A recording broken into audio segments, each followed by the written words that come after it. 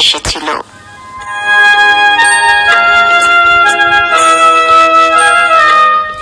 লিখছেন আপনি, সে এসেছিল জীবন আকাশে, নিঝুম নিরালায় সন্ধ্যা রাতে, স্বপ্নের বেনু বনে মন্দিরে। সে এসেছিল হৃদয়ের ঘরে, সন্ধ্যা প্রদীপ হাতে, তুলসী তলায়, প্রেম ভালোবাসায়, ভক্তি শ্রদ্ধায়। সে এসেছিল আনমনে মনে, স্বপ্নের রং ছড়িয়েছিল সবুজ বনে, জীবন নদীর বুকে লাল গোলাপ।